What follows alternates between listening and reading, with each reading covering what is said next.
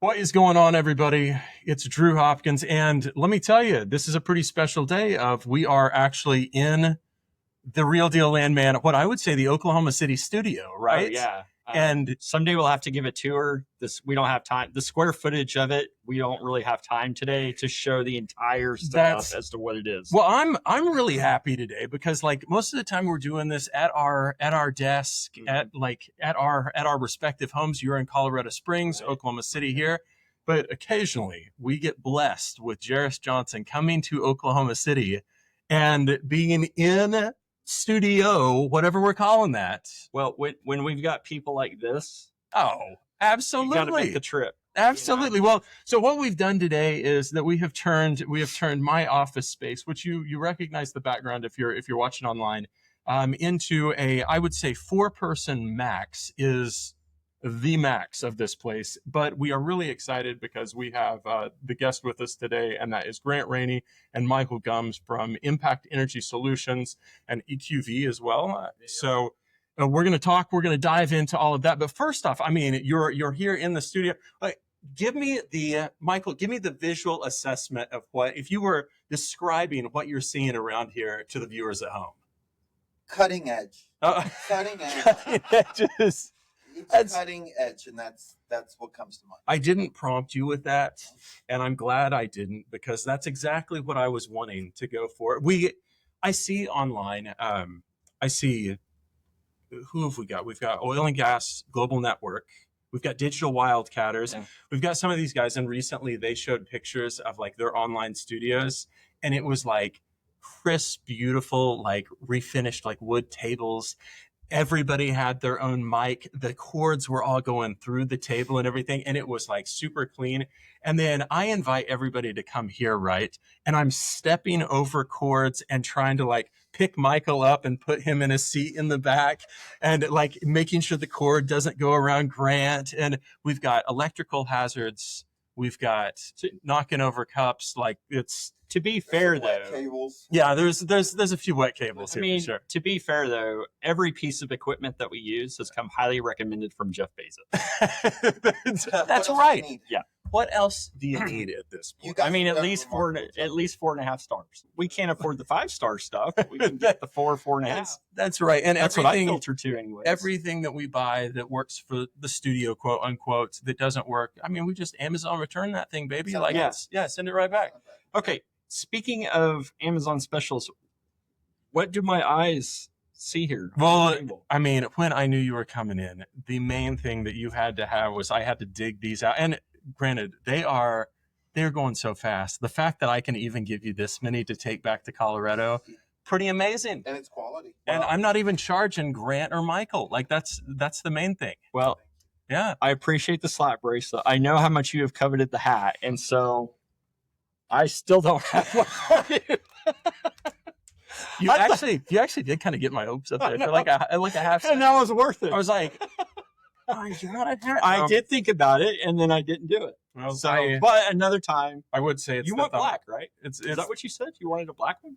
Oh, whatever color at this point. Do you like the trucker style? I do. I do like the. Oh, you do? Okay, all right. I'm not like total flat bill cap. I am 43 at this point in my life. I'm just trying to hang on. Like I don't have any cool like points. Great. You're well embalmed. I do. I mean, I knew I invited them here for a reason, and mostly it's the compliments. Yeah, it's raining down really hard. Well, thank you guys for having us. We're honestly very happy. Like I have known you guys for, I mean, going on quite a few years now. Actually, all of you being former Chesapeake. All former Chesapeakers. Like what let's do is let's introduce. Much like what we do on each one of these shows, let's get people kind of the background, the 30,000-foot view of who you guys are. Oklahoma City based. Is that where the company is? Yeah, Oklahoma City. Oklahoma City based. Okay. Are you guys from Oklahoma City originally? I'm from Oklahoma City. I'm originally from Puerto Rico. Moved to Oklahoma City. Is that by Miami? or is that? Are you talking? Well, further, yeah. Puerto Rico, Caribbean islands. I'm originally from Puerto Rico. Grew up in Stillwater. That's right. And then of course I make my bones in the city.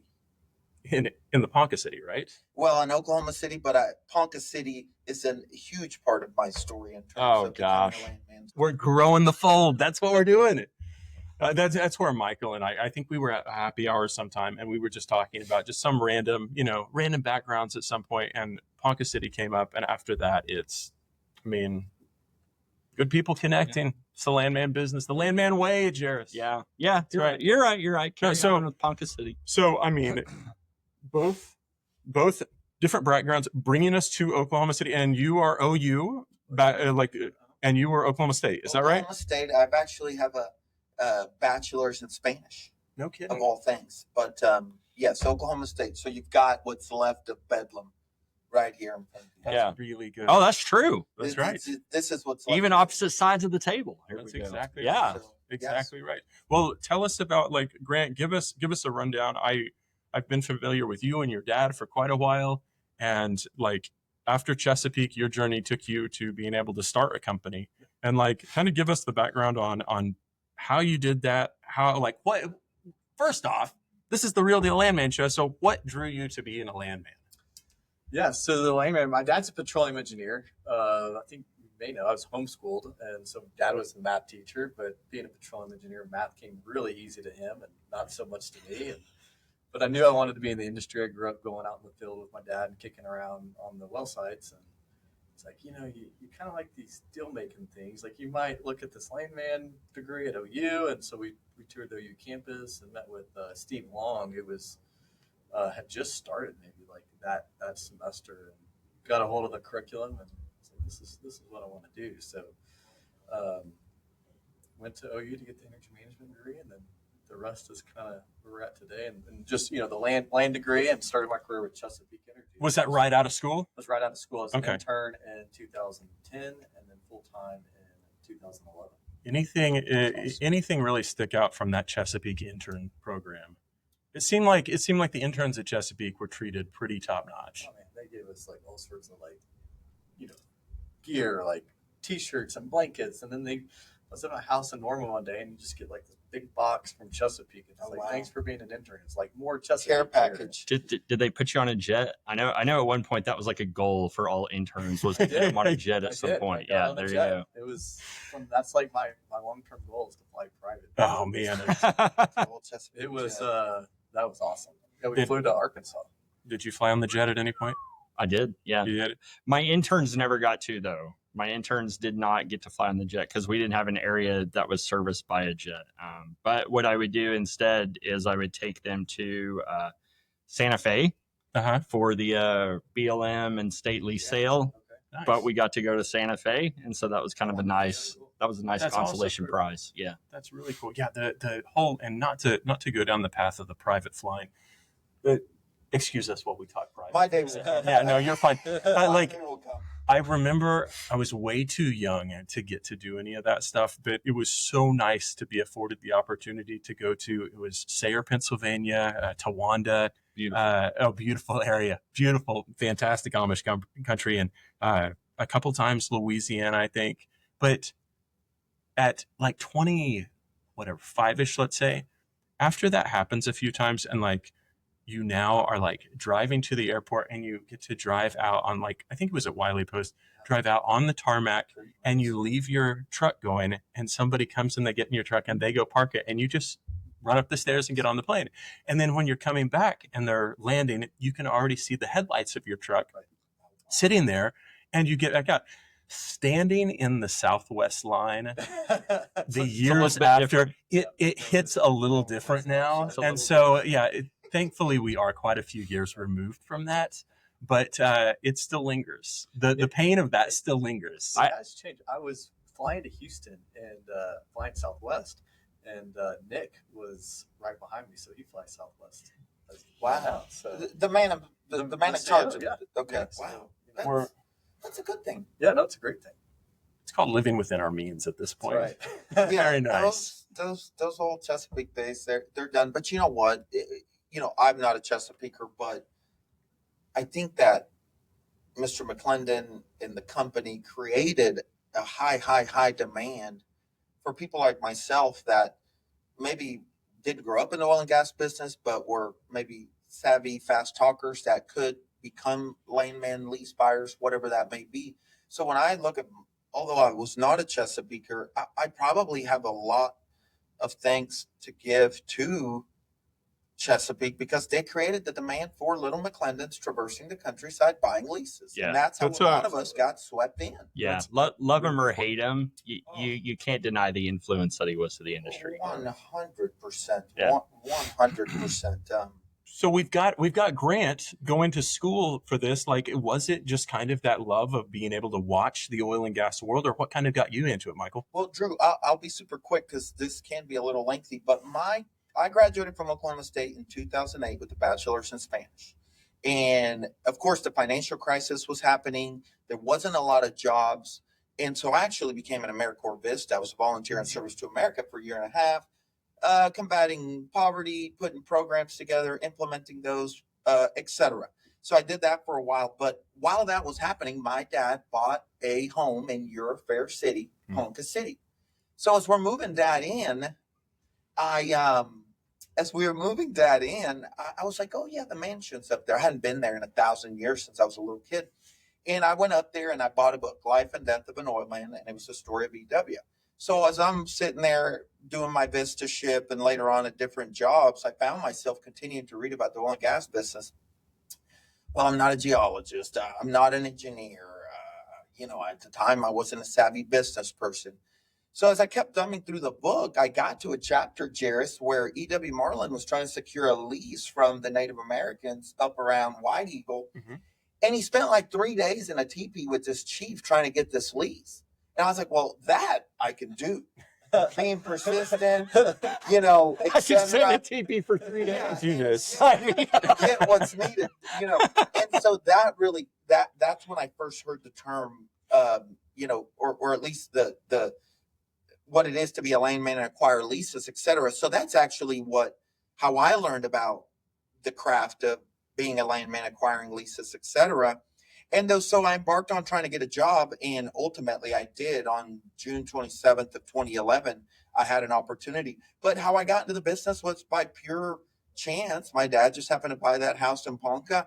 I That's a cool story. Honestly, refamiliarized my story with E.W. Marlin, which of course we could do a 18-hour podcast honestly, about. Yeah, honestly. And we And- probably should at some point. Like, we've done the history in Oklahoma, but we haven't really dove into different to the real city. Yeah. Ponca City. Yeah.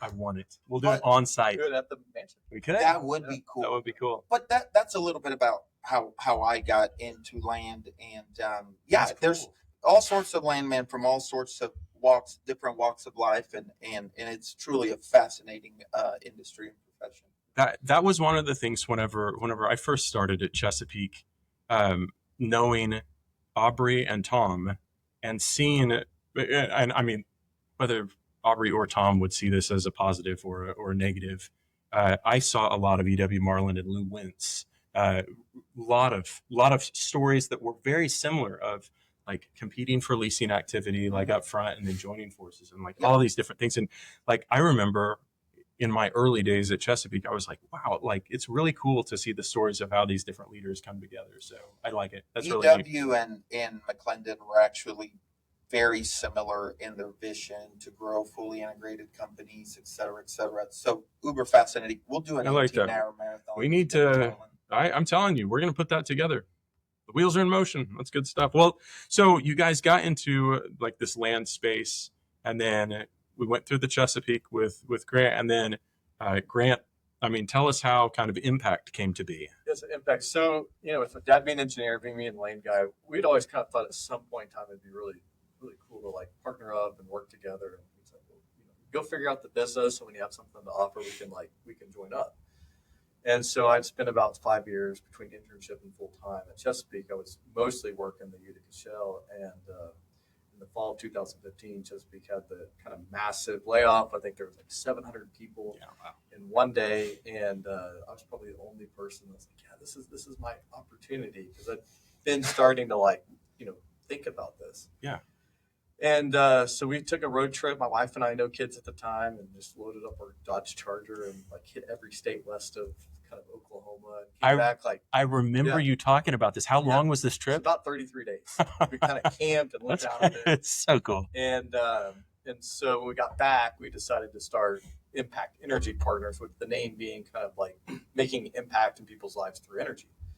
And so, you know, I didn't have a whole lot of money saved, but I had been saving some money. And thankfully, some of the guys at Jack Ford kind of, you know, gave me a day job so I could kind of work, you know, projects here and there to kind of pay the bills while still working on like building impact with my father. And so over the years, we just like slowly built it up. I think it was like in 2017, we did a deal with Stronghold Resource Partners. Mm-hmm. A lot of people know them now. They're massive. Well, Yeah. We did a deal with them. I think we were their second funded group. Did a deal on a Walmart like folded table, like working off the term sheet, like, you know, and basically it was Ryan Turner and a few of the guys, and we put together a little leasehold prospect in Custer County and worked on that for about 18 months and did really well, and then kind of bought some operated properties in 18 and 19, and then 2020 was a difficult year, but Yeah. we bought and stored physical oil in like frac tanks. And that was pivoting even and Yeah. getting really like coming up with a new idea of the impact environmental solutions, right? Yeah. We started Environmental Impact Solutions in the fall of 2020 as well. 2021, just, you know, kind of the similar story, working on our wells and turning some things around and buying more things. And then in 2022, I think is probably what our most pivotal year was. And that's when we had the opportunity to put together a package of operated wells up in Wyoming for close to $30 million. And we, you know, with the help of Michael and our team, we just started calling partners and people we knew and put that deal together in the fall of 2022. And that led us to the CEO of EQV, which we can talk about here in a little bit, and just basically another guy out there kind of doing the same thing we were. And said, look, you guys can operate. Like, I'm doing a non-op strategy, but I, you know, have access to good capital, and can we like partner up and kind of form this company? And so we were like, yeah, sure, that'd be great. And so we started EQV in 2020. Late 23 into Late 24, 23, because we yeah. bought our first asset in 22. 2020. Yeah, so we kind of set out with an idea of 23 with a couple of the guy partners from EQV, and it's been a wild ride. It's been tremendous. But we can talk about that. The Raneys are what I call, you know, they're serial entrepreneurs. If there's an opportunity, they're at least going to take a shot at it. And you know, they did it with the Contango stuff, with the filling up the frac tanks with oil, and obviously starting the environmental company, which is actually what got me in through the doors with Grant. And so I like to think of them as they're serial entrepreneurs. So what does the environmental company do? So that's Grant's brainchild, but kind of my baby. Yeah. Okay. Yeah. And so 2020 was a rough year for everybody. I had been working at a notable brokerage. Most of my career had been as an independent landman. I started out with Vernon L. Smith and Associates out of Norman, the Smith family, and worked for a bunch of other great brokers and deal makers. And 2020, things got kind of rough, of course, for everybody. And I was doing some things on my own with an old friend of mine named Chase Mashburn, who's over at Baseline Minerals. We were just trying to survive, frankly. And anyways, phone starts ringing, and it's Grant. And he's like, hey, I want you to come and help me start this environmental company. Because, see, I had done brokerage work for Grant. And Grant was a tough client to get. In fact, when I first met him, I was like, you know, I don't care if I get this work or not. Like, because he was tough. But I ultimately got the work and developed a wonderful relationship with Grant and Mickey as a service provider or vendor. But anyways, around late 2020, Grant started calling on me. I'm starting this environmental company. I want you to come in and help sell it, etc. I said, Grant, I'm a landman. I know nothing about the environmental business. He goes, you don't have to. You just sell it like you did, previous. Yeah. Be you. Yeah. So he kept calling, and Grant's very persistent. And so I joined him. I joined him in February of 2021, and it has been the absolute best, and I'm not just saying that because he signs my checks, but it's just been a wonderful experience. And, frankly, I hope to spend the rest of my career with these guys because I've seen a lot. And when you find a good place, and sometimes it's not all in your control, but if you can help it, I'd love to work with these guys forever. But anyways, Jerris, to your point, environmental impact solutions, the point was to go out there and provide environmental services. And a big part of it was, Grant, as already being an operator, was already using some environmental services. And, they always just kind of felt like it could be done better, a little tighter. Communication could be more effective between the client and the service provider. So we embarked on this, and basically our main focus is remediating saltwater and oil spills, doing some of the desktop type work, like coming up, writing spill plans, air permits, tier 2 reporting, all these things that a lot of people don't really talk about whenever you speak of oil and gas. But it's been a wonderful, wonderful experience. It's been a great business. We employ, at the moment, I think there's 4 guys over there, and they stay very busy cleaning up spills, writing spill plans. But it's not a business that's for the faint of heart. I mean, you've got to keep up with insurance and the maintenance of equipment, absolutely. and all these safety rating things that not everybody has the luxury to do. So that's what helps us set apart from our competition is that, we're on all these safety rating sites. Our guys are drug tested, et cetera, all these different details. But no, Environmental Impact Solution is very much an environmental company, and we predominantly work in Oklahoma. We have done some work in other states, but predominantly we're in Oklahoma and the Texas Panhandle, cleaning spills and leaving it better for the next generation. But I really like him. Like I've known Grant since maybe 17-ish or a little bit before that, probably. No, I mean, I remember you. Chesapeake. You probably didn't know who I was. I was pretty was big time already there. on Did you not hear me talking about the private jet? I was I was on that way too much. Yeah, No, but when I first started to get to know you and seeing, it was like the grind. And I think between you and Mickey, you really see the grind that you guys have and the passion for being able to do good work with good people. And I'm not just saying that because you guys are sitting here. I would tell anybody this. I have liked, and you've spoke at the Oklahoma City University class a couple times.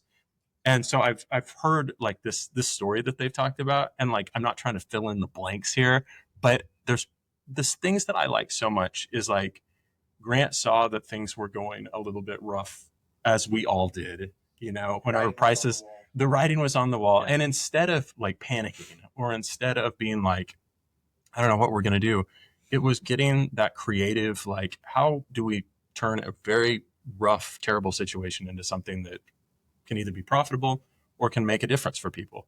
And a few days later, he's sending me a picture of him out on a site running he's running a tiller. He's out there in the field, not I've got this idea, I'll get somebody else out there. I've got this idea, I'm going to go out and I'm going to test it. And then the other side of you looking at oil prices and seeing them dropping and immediately thinking, oh my gosh, this is the end of the world. It's maybe we could buy that up and store it someplace. That's insane. This is so cool. How many tanks did you fill? So I think it was 4,000 or 5,000 barrels is what we bought. And we put it all together in probably 2 weeks. A friend of mine had just bought an oil hauling company. So he had sourced barrels, and we knew a couple guys up in Tulsa that they were an oil buyer, and we were like, hey, we'll buy it from you. So we were all in for probably about $20 a barrel, trucked in, set on it for I don't know, 3 or 4 months, and then sold it for probably 40 or 45 a barrel. That's the freaking racket. That's good stuff. That is a really good stuff. That's what you have to do.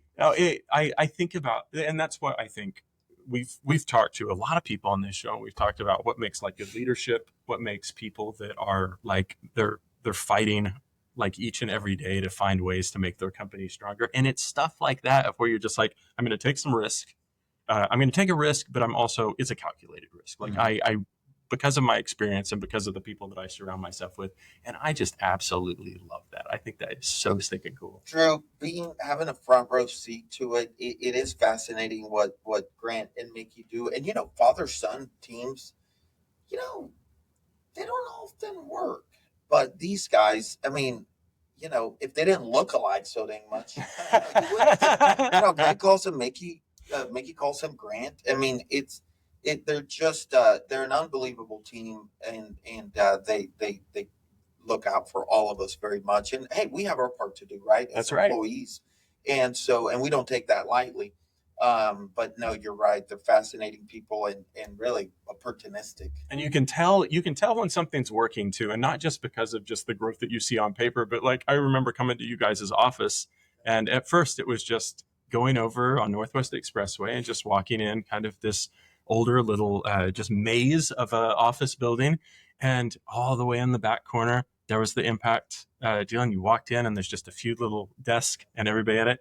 And now the last time I went over there and came up, went through the little corridor, and it's all Impact. We might be taking over the whole thing. There's probably not. That's amazing. Oh, that's so cool. That we're getting ready to take over. Even if we have to run an insurance company, we're coming for you. Yeah, I mean, to your point, we started out the company, just my dad and I, just the two of us.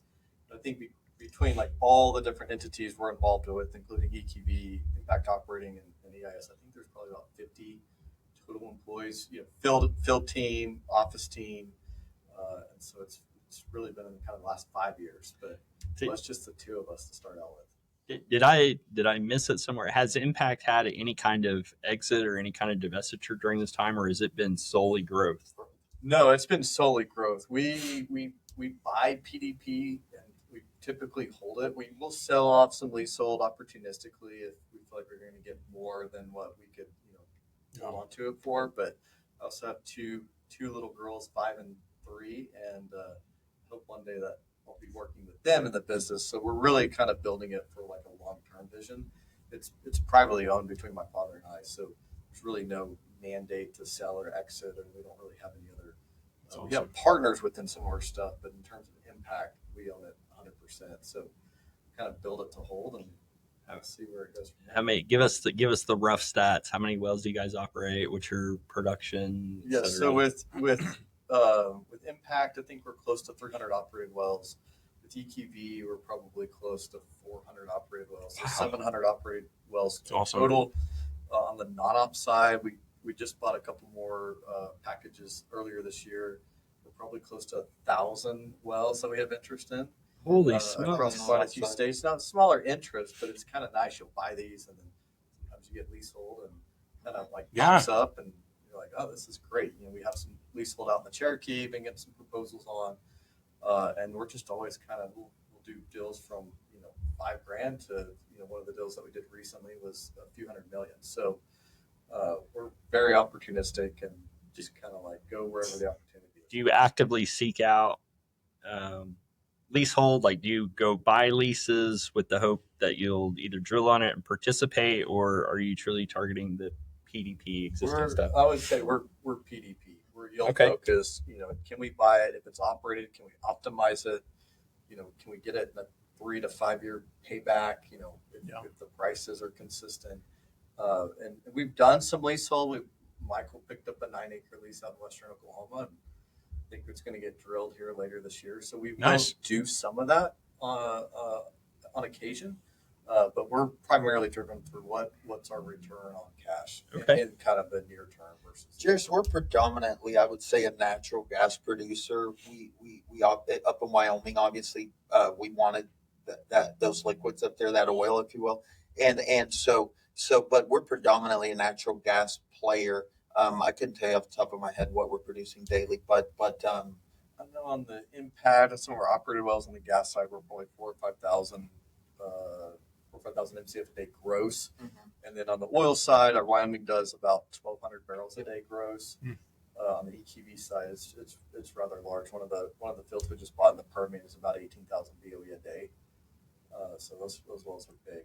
Wow, that's good size. We have a bunch of various kind of entities, and so when you wrap them all up, I don't know exactly what the total production is, but generally kind of on a field by field basis. Well, success stories are awesome. Well, let's talk about some of the scary stuff. Mm-hmm.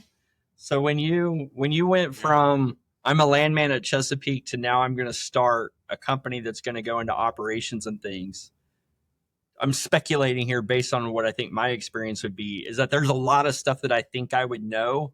And then I would go into it and realize, oh my gosh, I know way less than what I thought I knew.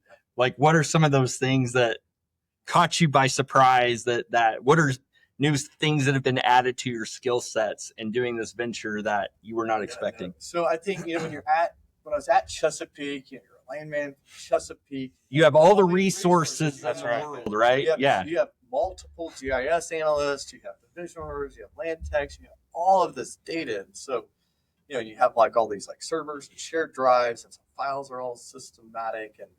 And then you start your own company. It's like, okay, I got to go pick up a computer from Best Buy because I'm not even big enough. I mean, this is true. We had an IT company, a friend of mine, he's like, well, we don't really just service 2 people. And so it's like, we had to like find a guy that would help us set up some systems. The geek squad with an IT department. SharePoint wasn't really a thing like it is today. So we had like this like NAS drive where we would like store our stuff on. Oh my gosh. And so of course now we're like on the cloud and all that. But just like setting up your computer systems, like, getting, one of the things they used to test people was like Snagit or Adobe Pro. Like you have to go set all those. And now you have to pay for it too. Yeah. I remember one of the big purchases that we made was a copy machine. And we're like, well, we can get this used copy machine for like $4,000. And my dad's like, well, we can get a smaller one. I was like, yeah, but we want one that can like scan the email. And he's like, oh, okay. And he's like, well, I think we could do it.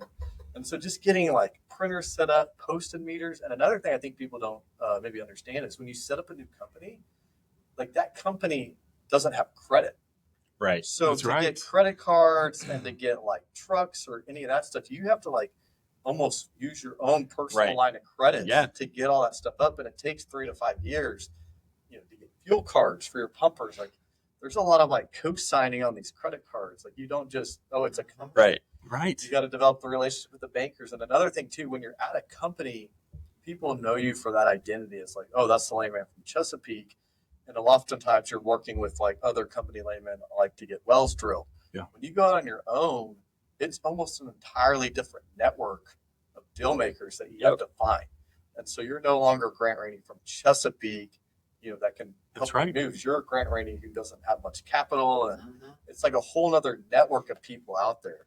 And so you had to probably spent 3 or 4 years just developing like a good network of deal flow and people you could trust and do deals with. And so those are some of the things I think people just don't, they don't think about.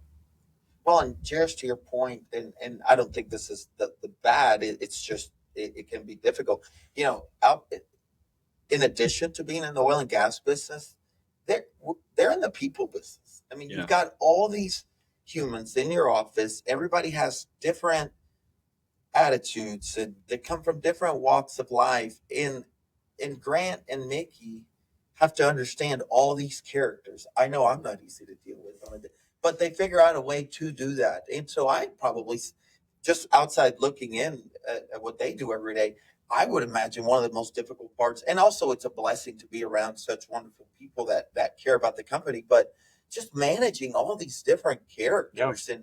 And so I tip my hat to them. But, also I've seen Grant go from working on a complex land matter to suddenly having to take off his land hat and put on his IT hat and help somebody get set up. Yeah. And of course, over time that passes and you've got services, but there's probably there's just a lot of tough work that goes into it. And still to this day, you deal with difficult things. I mean, since we started in 2015 was rough. 2020 was rough. Last year was one of the worst times for natural gas prices. Sub $1. The dollar. We were getting in the cents for gas. Yeah. And that comes off the year of 2022 when they were the highest they've been in my career. And so you're like making all this money, and then basically the price crash within a year and a half later, and you're getting in the cents for gas. Now some of the stuff will hedge, but on some of the stuff it's like, you have small interest in small wells. It's just you kind of ride the wave. And so it's been the last 10 years have been very challenging, kind of navigate the pricing environment. There's a lot of private equity that have poured into the market. They're buying leasehold to flip, and so it's like you're it's hard to buy PDP, and so those have been some of the challenges that we. It's just I think you'll work sometimes. Always say if we can do one deal a year over $1 million on the PDP side of things, like that's pretty good. And if you look at some of the material out there from Tin Oaks or D-Tring or whoever, like if you look at the deals under 250 million, it's relatively a small set of deals that get done, excluding like leasehold sales and strategic mergers, but just on terms of PDP, it's very, very challenging to get deals done. How do you find your deals? Do you approach people unsolicited? Are you buying stuff in the open market? Where do you get your leads on things? We do it all. I think it seems like most of the deals that we've been able to be successful on have been failed sales from marketed process. The guys like EnergyNet, Tin Oaks, D-Tring, those guys have done a really good job of basically convincing sellers that we're the best opportunity to sell. Yeah. And so trying to get kind of a one-off deal here and there, they're always like, well, maybe I'll just take it to EnergyNet. You get that a lot. So a lot of times we find it's just best to have really good relationships with brokers, and say, hey, is there anything that didn't sell this year? Hey, did that deal ever sell? And that's where we've been successful. And then Michael does a good job of working with operators and non-op folks, and we've done that as well. I would say our bigger deals are failed sales, failed processes. People throw in a high offer and then they don't have the money to back it up. Yeah, and we can come in with our capital and successfully get those closed. Are people surprised when you come to them? I mean, it seems like these days the common question is, oh, well, who's your backer? Or and like, are they surprised when you say we don't have one? Like, it's just we do this ourselves. So that was a big issue, like in the mid 2000s, when you every time you're on LinkedIn or something, it's like so and so gets back for 300 million. Right. Yeah. That was all out there. That was very challenging in the early days because you're like who are you? Like, you don't have a private equity group? Right. Like, no, we work with family offices and our own capital and local banks, but if we tell you we're going to close, we're going to close, and we do that. And so, but now, like, the buy and flip model is like not really there. And if you look at the money that's been raised through private equity, it's very challenging. Kind of with that ESG shift, there's several years just funds weren't getting raised. And so it has switched to more of like, okay, well, you're not backed by some private equity group, but we know you guys have closed deals in the past. We've worked with your team. We know maybe you can't close it in 30 days, but you're going to get it closed. Right, it's getting there. And you guys have that reputation. We built that reputation that with our various partners, if we take a deal to our partners, it's like a pretty quick raise and then just due diligence. So you're not competing as much on look, there was a ton of private equity raised, and there's not the same amount being raised to make those exits happen. And so there's this gap in capital, and it's being filled by groups like ours that have kind of like spent years building relationships with family offices and strategic non-op partners. Jerris, in addition to pursuing failed sales, and of course, as Grant said, the marketed side of things is very effective. We like to pick up the phone and just call, make that introduction, say, hey, we're out here. We've got some wells near you in Woods County or wherever, would love to maybe make a move on some of your stuff near. And so we just, we pick up the phone, and if it's a long game, then it takes a year to get those wells. But if we want them, we'll work really hard to get them. But that's probably where I work a lot alongside Mickey is, he'll identify a particular property that maybe he sees potential in, and then I'll pick up the phone and start calling those operators, building rapport with them.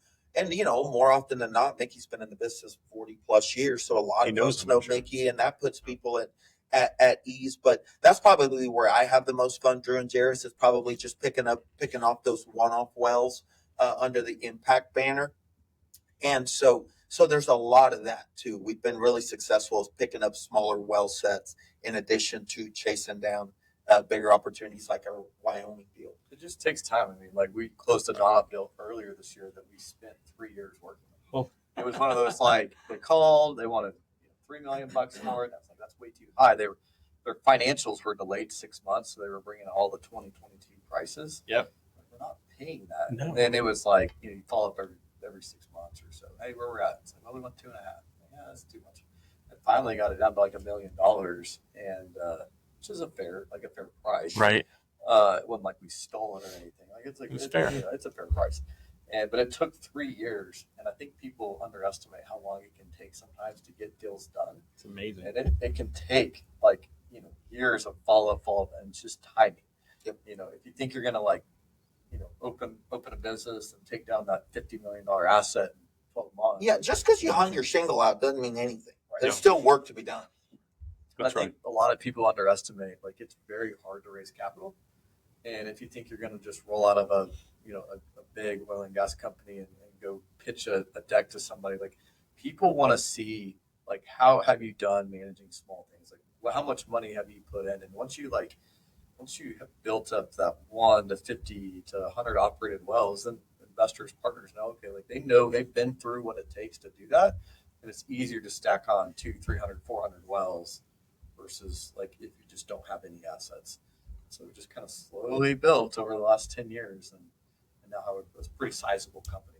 So if either one of our listeners has assets that they're interested in offloading, do you welcome those types of absolutely. invitations? Absolutely. And we usually can evaluate. Now, of course, we're increasingly becoming more busy every day, but we can usually get back to a prospective seller rather quickly on, hey, pending further due diligence, this is where we think we'll be. Does that do anything for you? We could come in a little higher, a little lower, but if this works for you, we'll dig in. Yeah. And that usually, you know, it's transparent and people understand that they do the same thing too if they were buying. So that's right. That's exactly right.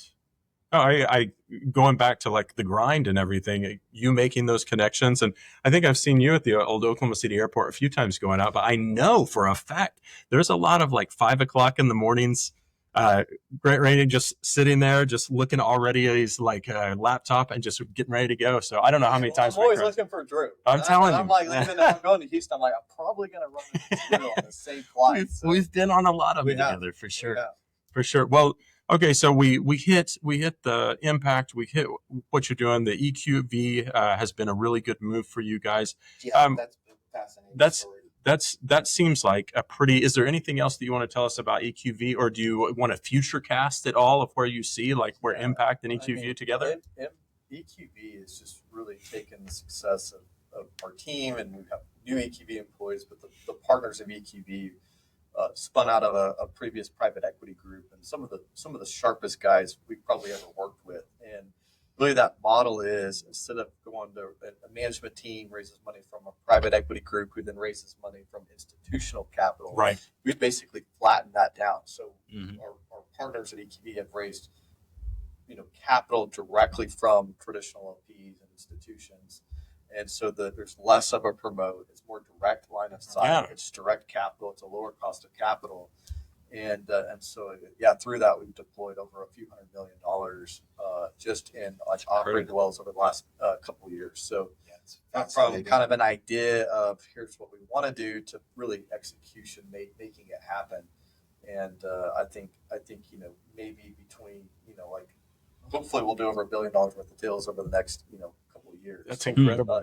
That's really incredible. Timing is always important. You never know. Obviously, oil prices sliding into the low 60s. Yeah. People put some processes on hold, but our team is well positioned. If the opportunity is there, we can take advantage of it. Impact operates predominantly Oklahoma and Wyoming. Okay.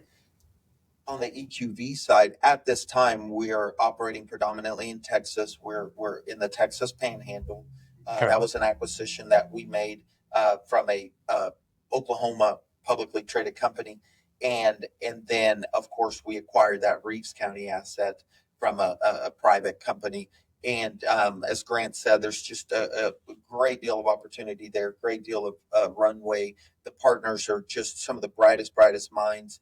And then of course, you know, we've got the SPAC component, which naturally we're very limited on what we can say, but that in itself was just an unbelievable experience from when it was just a thought at what feels like at a FedEx in Houston to actually doing it and being next to Grant in the New York Stock Exchange ringing the closing bell. That's pretty awesome. And you know, that's pretty cool. Yeah, Drew and Jerris and I still find myself sort of pinching myself like, did that really happen? And it's just, but and it did, of course, and and it's a moment in time, and you get busy with other things, but you can't be amiss of how instrumental that was for us as a young company and for all of us as individuals and professionals. Like sometimes you need that kind of experience to let you know, like, Absolutely. hey, you know what? We can really do anything. So whether it's on either, as I often say, whether it's on the impact side of the hall or on the EQV side of the hall, there's just so much excitement, lots and lots of hard work taking place. And I mean, I don't want to, sound hokey, but pick your side of the hall, the sky's the limit. And so that's been pretty fascinating for a guy that should have been chewed up and spit out every single year for the past 14 years to be sitting here chatting with you guys and sit next to Grant. Like it really truly is fascinating and humbling. But at the end of the day, it's all based around hard work. How hard are you willing to work? Now, look, are you going to beat the Raneys to the office when Mickey is there at 6 a.m. and Grant is often there till 7, 8 p.m. at night?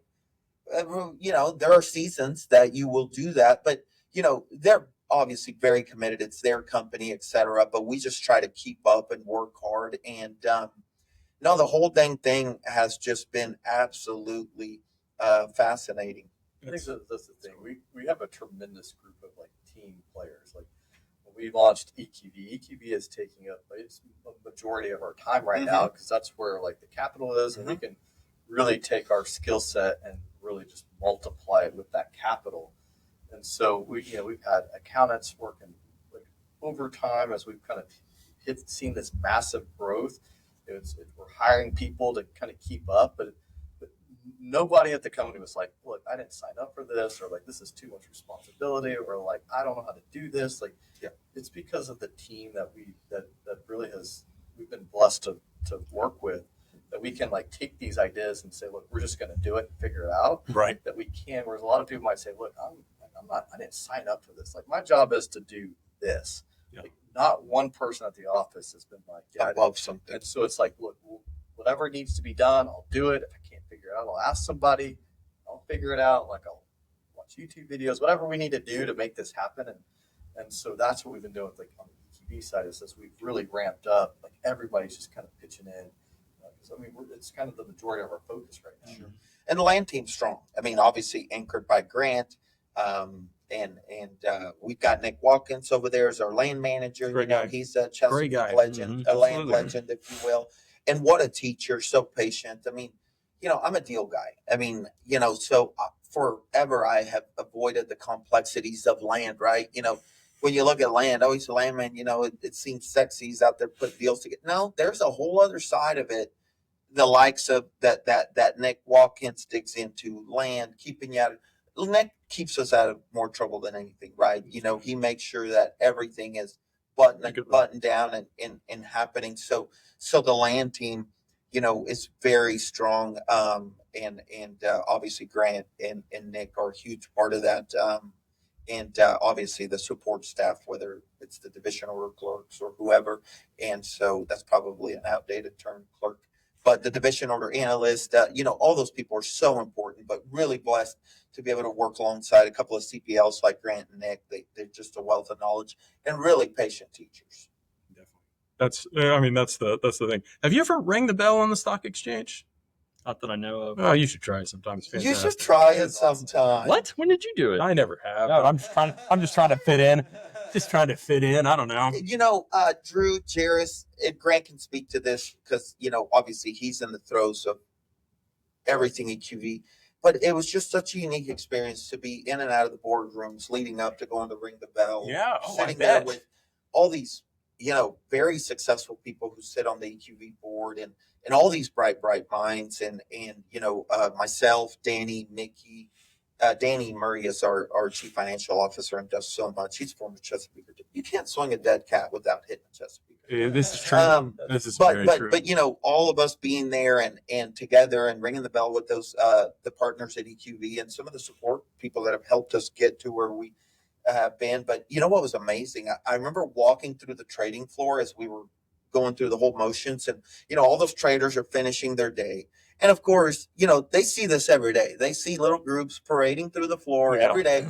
And But the takeaway for me, Grant, as I looked at those traders was like, hey, listen, we see this every day. You guys gonna make us any money or what? Yeah. And so that's still to be determined. As I mentioned, obviously we can't say a lot, but as you can imagine, working very hard to fulfill that. But that was a big takeaway. Just walking through that floor, seeing all those screens. Yeah. and all It's those so impressive. traders. It's so stinking cool. Mind blowing, and just walking around Wall Street and the whole thing was just like a dang fantasy. Well, I mean, you go from that and sitting in those boardrooms, and then, I mean, a few months later, you get to sit here with Jerris and I. I mean, you go, we go from highs to lows. Yeah. Lives. Peaks and valleys. Jerris and I are thinking about launching our own NFTs. You might as well, get some Real Deal Landman art out there. Yes, Are they- trading cards. Are NFTs still a thing? I don't know. Maybe they are. You'll bring it back. It could be. I mean, we'll see. But You guys have a We've- wonderful platform. we Seen a lot appreciate of it. the guests that you guys have had. I think I've seen Kosho on. Coach Show's been on. Coach Show's going to be on again. I say that you've had great guests. We've been fortunate. We've been incredibly fortunate. We are so happy. We're For most of them. for most of them. I mean, some of them terrible, right? Sorry to water it down. No, you The guys are likes of- fantastic. We are absolutely number one. We're blessed for having you guys on. We genuinely appreciate that. We appreciate everything that you've done, the stories that you've been able to share, the stories of growth and the grind. I mean, I think that encapsulates really what we're trying to do with this whole show. Show that's the grind that the Landman's going for. Well, one of the things that was passing through my mind as we were hearing these different stories is there is the saying or the understanding that a landman wears many hats. Yes. Yeah. And not just these two fine gentlemen that we have had today talking about environmental company or buying these different assets, becoming an operator, et cetera, but also reflecting on past guests that we've had as well, that Absolutely. everybody has done something different or is doing something different. That's right. But they all still fall under that same landman umbrella. Whether they realize it or not, they're there within that umbrella and they're doing that profession. And it's just, That's right. it's a fascinating job. Sometime you're at the courthouse. Sometime you're at the Oklahoma or one of the airports. Sometimes you're fixing a copier that you just bought for $4,000. I mean, you got to wear those hats. You've done a great job. Yeah, thank you both so much. So if the people listening at home, they want to get a hold of you guys, they want to get a hold of Impact, how do they do it?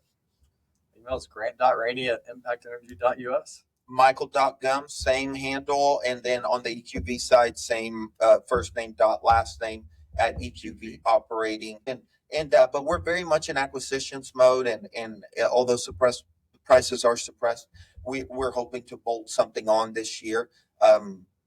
There's no reason why we shouldn't be able to. That's fantastic. And so check them out online. Go to their LinkedIn, both Michael Gumbs, Grant Raney.